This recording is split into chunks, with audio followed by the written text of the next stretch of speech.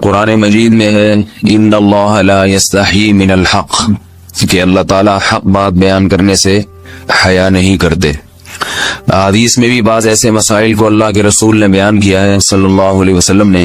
جو بظاہر حیا کے خلاف ہیں، مگر اس لیے بیان کیا کہ اگر آپ صلی اللہ علیہ وسلم بیان نہ کرتے تو لوگ ان بے شرمی کے کاموں میں مبتلا ہو جاتے۔ اسی وجہ سے میں بھی یہ ہمت کر رہا ہوں کہ ایک اور ایسا گناہ جس میں لوگ مبتلا ہیں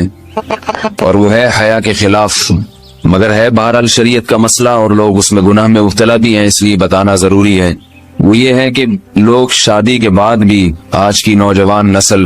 زوجہ سے، بیوی سے غیر فطری طریقے سے ہم بستری کرتے ہیں۔ انٹرنیٹ پہ بےہودہ فلمیں دیکھتے ہیں تو جو چیز انگریزوں کی دیکھ رہے ہیں کہ ان کے کلچر آہستہ آہستہ میڈیا کے ذریعے ہمارے معاشرے میں بھی آ رہا ہے۔ اللہ کے رسول صلی اللہ علیہ وسلم نے لعنت فرمائی ہے، ایک روایت میں ہے کہ اللہ اس کی طرف دیکھے گا نہیں کہ جو اپنی زوجہ سے پچھلے راستے سے ہم بستری کرے گا۔ یہ بیماری بھی، یہ گندگی بھی لوگوں میں پھیلتی جا رہی ہے، خاص طور پہ جن کو لڑکوں سے بدفعلی کی عادت پڑ جائے تو وہ زوجہ سے فطری راستے سے ہم بستری نہیں کرتے۔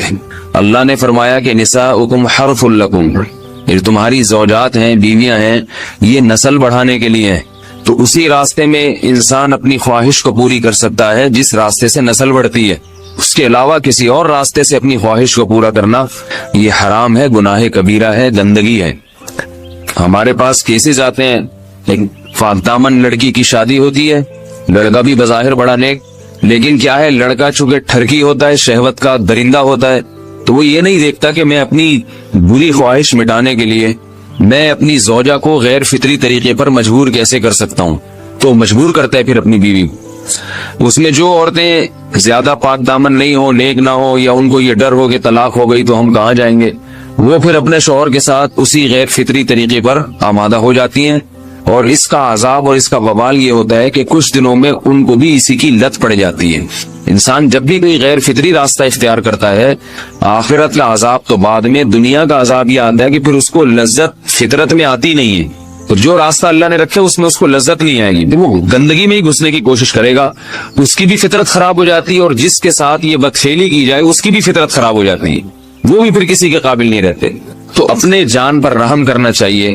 ہم انسان ہیں، ہم درندے نہیں ہیں، ہم گھوڑے نہیں ہیں، ہم گدھے نہیں ہیں، ہم جانور نہیں ہیں، ہم انگریز نہیں ہیں۔ انگریز نے تو حیا اور شرم کی تمام حدود کو توڑ دیا ہے، وہ تو درندے بن چکے ہیں۔ ہم تو درندے نہیں ہیں، ہم تو حلال کھاتے ہیں، پاک صاف رہنے کی کوشش کرتے ہیں، تو ہم ان کی جو کلچر دیکھ کے ہم ویسے درندے بننے کی کوشش کیوں کریں؟ تو یہ بہت بڑا وبال ہے، بہت بڑی برائی ہے جو ہمارے معاشرے میں